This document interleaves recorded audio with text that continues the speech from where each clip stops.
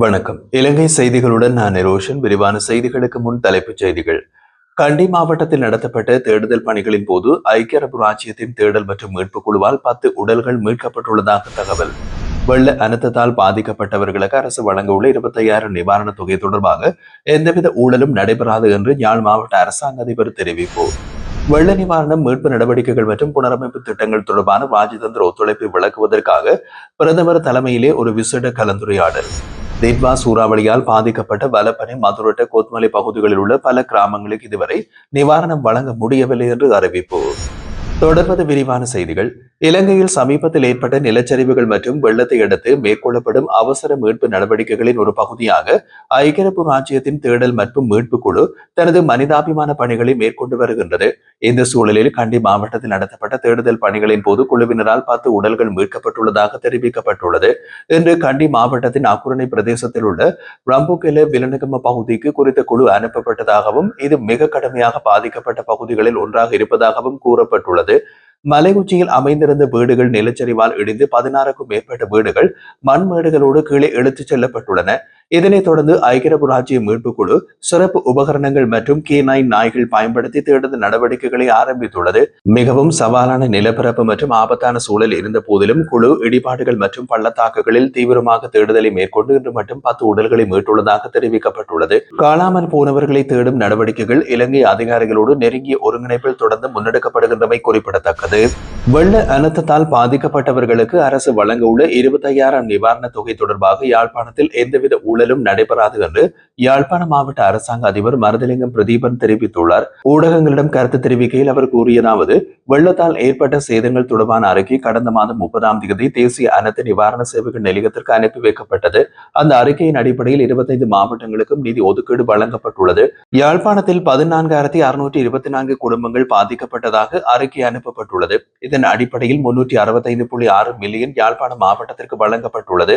நேற்று கிடைத்த புதிய வழிகாட்டுதலின்படி முற்றிலும் சேதமடைந்த வீடுகள், பகுதி சேதமடைந்த வீடுகள், வீடுகளுக்கு சேதம் ஏற்படாவிட்டாலும் வெள்ளத்தால் பாதிக்கப்பட்ட குடும்பங்கள் ஆகிய அனைத்துக்கும் இந்த நிவாரணத் தொகைக்கு தகுதி வாய்ந்ததாக அறிவிக்கப்பட்டுள்ளது. நிவாரணத் தொகை வழங்குவதில் கிராம உத்தியோகத்தர், பொருளாதார அபிவிருத்தி உத்தியோகத்தர் மற்றும் அனர்த்த நிவாரண சேவை உத்தியோகத்தர் ஆகியோரின் பரிந்துரைகளின் அடிப்படையில் மட்டுமே பயனாளர்கள் தெரிவு செய்யப்படும் எனவும் அவர் குறிப்பிட்டார். நிதி விநியோகம் முழுமையாக நிறைவடைந்த பிறகு மீதமுள்ள தொகை தேசிய அனர்த்த நிவாரண சேவை நிலையத்திற்கு திருப்பி அனுப்பப்படும் என்றும் அவர் தெரிவித்தார்.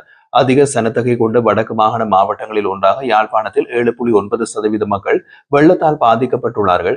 இதனால் குறிப்பிடத்தக்க அளவில் நிதி ஒதுக்கீடு வழங்கப்பட்டுள்ளதாகவும் அவர் கூறினார். இந்த நிலையில் அதிகாரிகளின் அர்ப்பணிப்பு பணியை பாதிக்கக்கூடிய உத்தியோகபூர்வமற்ற வதந்திகளை பகிர்வதை தவிர்த்துக் கொள்ளுமாறும் அவர் கேட்டுக்கொண்டார். மேலும் நிவாரணத் தொகைக்கான பயனாளர் பட்டியல்கள் கிராம உத்தியோகத்தர் அலுவலகங்களிலும் பிரதேச செயலகங்களிலும் பொதுமக்கள் பார்வைக்காகவும் காட்சிப்படுத்தப்படும் என்றும் இந்த நிவாரணத் தொகை விநியோகத்தில் எவ்வித குளறுபடியோ, மோசடியோ, ஊழலோ நிகழ வாய்ப்பு இல்லை. அது யாழ்ப்பாணத்தில் எப்போதும் இடம்பெறாது என்று அரசாங்க அதிபர் வலியுறுத்தினார். வெள்ள நிவாரணம், மீட்பு நடவடிக்கைகள் மற்றும் புனரமைப்பு திட்டங்கள் தொடர்பாக ராஜதந்திர ஒத்துழைப்பை விளக்குவதற்காக பிரதமர் ஹரணி அமரசூரிய தலைமையிலே ஒரு விசேட கலந்துரையாடல் நடைபெற்றது. இந்த கூட்டத்தில் வெளியுறவு, வெளிநாட்டு வேலைவாய்ப்பு மற்றும் சுற்றுலாத்துறை அமைச்சர் விஜித ஹேரத் உள்ளிட்ட பலர் கலந்து கொண்டனர். திட்வா புயலுக்கு பிந்தைய தேசிய பேரிடர் மீட்பு நடவடிக்கைகள் குறித்து இந்த விசேட சந்திப்பில் விரிவாக பரிசீலிக்கப்பட்டது. அவசர காலத்தில் வழங்கப்பட்ட உடனடி உதவிகளுக்கும் தற்போது தொடங்கியிருக்கும் விரிவான மீட்பு செயல்முறைக்கும் வழங்கப்படும் ஒத்துழைப்புக்கும் அனைத்து ராஜதந்திர பணிகள், சர்வதேச அமைப்புகள் மற்றும் பிற பங்குதாரர்களுக்கும் பிரதமர் நன்றி தெரிவித்தார். இலங்கையை தொடர்ந்து சுற்றுலா தலமாக தேர்ந்தெடுக்கப்படுவது நாட்டுக்கு சர்வதேச சமூகம் வழங்கும் வலுவான ஆதரவின் சான்று என்றும் அவர் குறிப்பிட்டார். மேலும் பாதிக்கப்பட்ட சமூகங்களுக்கு தேவையான ஆதரவை வழங்கும் நோக்கில் அடிப்படை மேம்பாடுகளின் அடிப்படையில் பயனற்ற ஆலோசனைகளை இடையராது மதிப்பாய்வு செய்ய வேண்டும் என்றும் பிரதமர் கேட்டுக்கொண்டார். குறித்து ராஜதந்திர சந்திப்பில் இலங்கையில் உள்ள 50க்கும் மேற்பட்ட ராஜதந்திரிகள் பங்கேற்றதோடு இந்திய ராஜதந்திரிகள் குழு இணையவழி மூலம் கலந்து கொண்டமை குறிப்பிடத்தக்கது. பேரிடரால் பாதிக்கப்பட்ட பகுதிகளுக்கு அவசர நிவாரணப் பொருட்களை கொண்டு செல்ல அமெரிக்கா இன்று 2 விமானங்களை வழங்க உள்ளதாக இடர் முகாமைத்துவ மத்திய நிலையத்தின் பணிப்பாளர் நாயகம் சம்பத் கொட்டுவே கூட தெரிவித்துள்ளார். இதற்காக அமெரிக்கா 2 C-130 சரக்கு விமானங்களை ஒதுக்கி இருப்பதோடு பேரிடர் மேலாண்மை நடவடிக்கைகளுக்காக பல ஹெலிகாப்டர்களையும் வழங்க உறுதியளித்துள்ளது என்று அவர் குறிப்பிட்டார். மோசமான வானிலை காரணமாக இலங்கையில் ஏற்பட்ட பெரும் சேதத்தை அடுத்து பல சர்வதேச அமைப்புகள் ஏற்கனவே உதவி வழங்க முன்வந்துள்ளதாகவும் அடுத்த கட்ட நடவடிக்கைகளை ஒருங்கிணைப்பதற்காக பல நாடுகளின் அதிகாரிகள் இலங்கையுடன் பேச்சுவார்த்தை நடத்தி வருவதாகவும் பணிப்பாளர் தெரிவித்துள்ளார். பிரான்ஸ், போலந்து, ஜெர்மனி, துருக்கி உள்ளிட்ட நாடுகளின் பிரதிநிதிகள் இடர் முகாமைத்துவ மத்திய நிலையத்திற்கு வருகை தந்து தேவையான உதவிகளை வழங்க தயாராக இருப்பதாக உறுதியளித்துள்ளதாகவும் அவர் குறிப்பிட்டார். அண்மையில் ஏற்பட்ட வெள்ளத்தால் வாகன ஆவணங்கள் இழந்தவர்கள் மற்றும் வாகனம் சேதமடைந்தவர்களுக்கு உதவ மாவட்ட ரீதியான நடமாடும் சேவை மையங்களை செயல்படுத்த உள்ளதாக மோட்டார் போக்குவரத்து திணைக்களம் அறிவித்துள்ளது. பாதிக்கப்பட்ட பகுதிகளில் நிலைமை சீராகும் பின்னர் டிசம்பர் மாத நடுப்பகுதியில் இந்த சேவை ஆரம்பிக்கப்படும் என்று மோட்டார் போக்குவரத்து ஆணையாளர் நாயகம் கமல் அமர்சிங்க தெரிவித்துள்ளார். பலரும் இன்னமும் கடுமையான சிக்கலில் உள்ளனர். வீடுகளும் வாகனங்களும் நீரில் மூழ்கியுள்ளது. வாகன ஆவணங்கள் கிடைக்காவிட்டால் அல்லது சேதமடைந்திருந்தால் அவற்றை மாற்றிட தேவையான தகவல்களை சேகரித்து புதிய ஆவணங்களை வழங்க இந்த நடமாடும் சேவைகள் உதவும் என்று அவர் கூறினார். சிலர் தங்கள் வாகனங்களையே கண்டுபிடிக்க முடியாத சூழ்நிலையில் உள்ளதால் உடனடி ஆதரவு மிக முக்கியம் என்றும் குறிப்பிட்டுள்ளார். நிலைமை முழுமையாக சீரானதுடன் திட்டத்தை தொடங்குவோம் என்றும் அமரசிங்க மேலும் தெரிவித்தார். வெள்ள பாதிப்புகளுக்குள்ளான மக்களுக்கு நிவாரண உதவிகள் தாமதமின்றி கிடைக்க செய்வதற்காக அரசாங்கம் அவசரமாக துரித செயற்பாட்டு முறைமையொன்றை உருவாக்க வேண்டும் என்று நாடாளுமன்ற உறுப்பினர் வாசமாணிக்கம் சாணக்கியன் வலியுறுத்தினார்.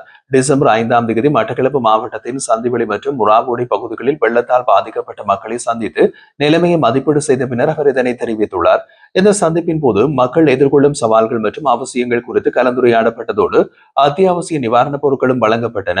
நாடு முழுவதும் பெரும் எண்ணிக்கையிலான மக்கள் பாதிக்கப்பட்டதால் நிவாரணம் சென்றடைவதில் தாமதம் ஏற்படுவதை அவர் கவனத்திற்கு கொண்டு வந்தார். நிவாரணங்களை மேலும் வினைத்திறனாக ஒருங்கிணைக்கவும் அவை உடனடியாக மக்களிடம் சென்றடையவும் சம்பந்தப்பட்ட அரசு அதிகாரிகளை ஒருங்கிணைத்த துரித செயற்பாட்டு முறைமை ஒன்றை அரசாங்கம் உடனடியாக உருவாக்க வேண்டும் என்றும் வலியுறுத்தியுள்ளார். திட்வா சூறாவளியால் ஏற்பட்ட பேரிடரால் இடம்பெயர்ந்த 1,52,537 பேருக்கு நிவாரணப் பணிகள் தொடர்ந்தும் நடைபெற்று வருவதாக அனர்த்த முகாமைத்துவ மத்திய நிலையம் தெரிவித்துள்ளது. 43,715 குடும்பங்களை சேர்ந்த இவர்கள் 1,211 தற்காலிக தங்குமிடங்களில் தங்க வைக்கப்பட்டுள்ளார்கள். ஆனால் நுவரெலியா மாவட்டத்தின் பலப்பென மதுரட்ட கொத்மல பகுதிகளில் உள்ள பல கிராமங்களுக்கு இதுவரை நிவாரணம் வழங்க முடியவில்லை என்று மாவட்ட செயலகம் தெரிவிக்கின்றது. இந்த பகுதிகளை விமானம் மற்றும் கால்நடையாக சென்றடைந்து நிவாரணம் வழங்க முயற்சிகள் மேற்கொள்ளப்பட்டு வருவதாக மாவட்ட செயலாளர் துஷாரி தென்னகோன் தெரிவித்துள்ளார். மேலும் குறித்த இடங்களில் நிலச்சரிவு அபாயம் உள்ளதால் தேசிய கட்டிட ஆராய்ச்சி அமைப்பின் அறிக்கையும் கோரப்பட்டுள்ளது. இதுவரை பேரிடரால் 607 பேர் உயிரிழந்துள்ளதோடு 214 பேர் காணாமல் போயுள்ளார்கள். 67,505 வீடுகள் பகுதியளவிலும் 4,164 வீடுகள் முழுமையாகவும் சேதமடைந்துள்ளது. முப்படை காவல்துறை, பேரிடர் நிவாரண குழுக்கள், தன்னார்வ குழுக்கள், இந்தியா உள்ளிட்ட பல நாடுகளின் மீட்பு பிரிவுகள் இணைந்து பாதிக்கப்பட்ட சமூகங்களின் வாழ்க்கையை மீட்டெடுக்கும் பணிகளில் ஈடுபட்டு வருகின்றார்கள். சாலைகள், மின்சாரம், நீர்வளங்கள் போன்ற அத்தியாவசிய உள்கட்டமைப்புகளை சரி செய்யும் பணிகளும் தொடர்கின்றது. வளிமண்டலவியல் திணைக்களம் வடக்கு கிழக்கு பருவமழை நாடு முழுவதும் நிலை நிற்கின்றது எனவும் வடக்கு, வடமத்திய, கிழக்கு, ஊவா மாகாணங்களில் மாத்தளை மாவட்டத்திலும் இன்று பிற்பகல் பல முறை மழை பெய்யும் வாய்ப்பு இருப்பதாகவும் குறிப்பிட்டுள்ளது. மேற்கு தொடரில் இடியுடன் கூடிய மழையும் ஏற்படலாம். மின்னல் மற்றும் பலத்த காற்று தொடர்பான அபாயங்களை தவிர்க்க பொதுமக்கள் முன்னெச்சரிக்கையாக இருக்க வேண்டும் என்றும் லேசான மழையினாலும் மீண்டும் வெள்ள அபாயம் உருவாகக்கூடும் என்பதால் மிகுந்த கவனம் தேவை என்றும் அனர்த்த முகாமைத்துவ மைய பணிப்பாளர் நாயகம் சம்பத் கொட்டுவே கூட எச்சரித்துள்ளார்.